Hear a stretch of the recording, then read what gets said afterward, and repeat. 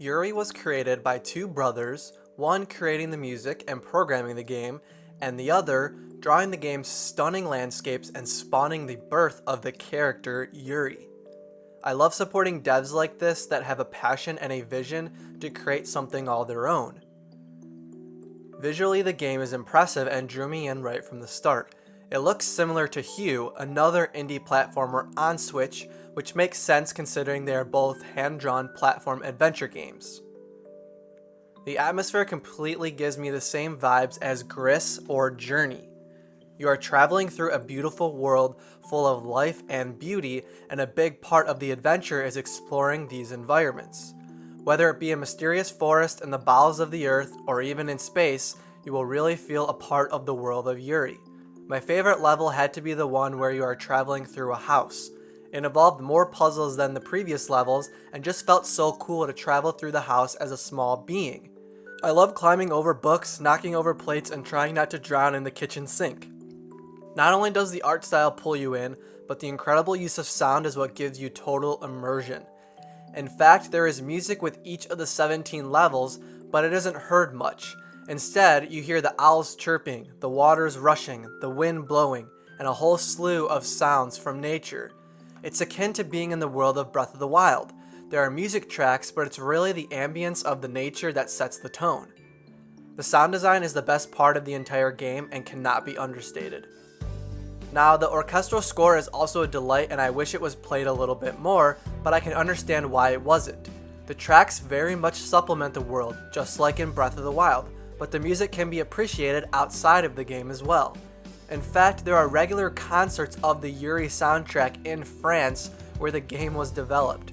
I wish I was able to attend, but my point here is that the soundtrack is fantastic, and to fully appreciate it, you should give it a listen outside of playing the game. I was very critical of the Breath of the Wild soundtrack at first too, and only began to appreciate it more as I listened to it on my own. These tracks were meant to supplement these worlds, and they do it perfectly. Similar to Gris, Yuri's journey is told without text. Think of Gris as a deep emotional journey, while Yuri is a storybook or poem of sorts. This isn't to say it's bad, just a different style and is more lighthearted in nature.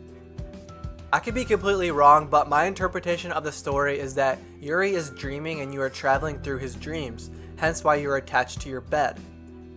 You can play the game like Sonic and run fast through the levels, but then you miss out on all the atmosphere and what the game is actually about.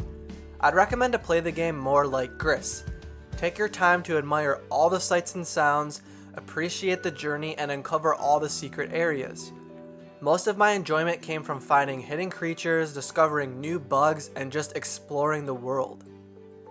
I did have trouble figuring out how certain objects interacted or what would actually kill me, which made me die quite often. It's not a huge deal though, because the game is quick to load you right back to your last jump. The platforming was actually pretty challenging at times too, and some puzzles require you to think a little bit.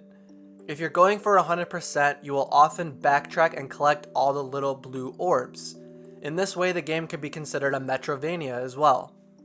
Each of the 16 levels consist of 100 blue orbs, which don't have to be collected in a single run, so don't worry if you miss some. Once you collect 1500, you unlock a secret bonus area, level 17, which gives you a little surprise ending cutscene that I won't spoil. But other than that, the game is pretty simple, only requiring a D-pad and a button to jump.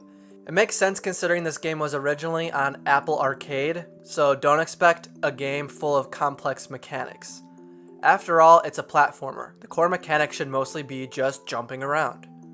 Now, I'm someone who has always sort of been against mobile games, mostly because they are gimmicky, milk you for money, and just don't provide the in-depth experiences that I want in my video games. But more and more I'm seeing these fantastic indie games come to Nintendo Switch, only later to find out they were originally mobile games. It really is incredible what these small studios are capable of doing while adhering to the strict constraints of the mobile platform. So I want to keep advocating to these developers. Create games for Nintendo Switch. The audience is here and is open to your unique ideas. Granted, I know we will still get games like Yuri being ported to Switch, but I want more than that. I want these mobile developers to start their projects with the Nintendo Switch in mind and even make exclusive titles for Switch. I want to see what experiences they can craft with more flexibility and more power. This isn't a knock on Yuri at all, but rather a compliment to the developers. To the creators of Yuri, I want to say, develop more games for the Nintendo Switch. Yuri was a fun, lighthearted experience, and I want to see what you will make next. Keep innovating, keep dreaming, and most importantly, keep creating.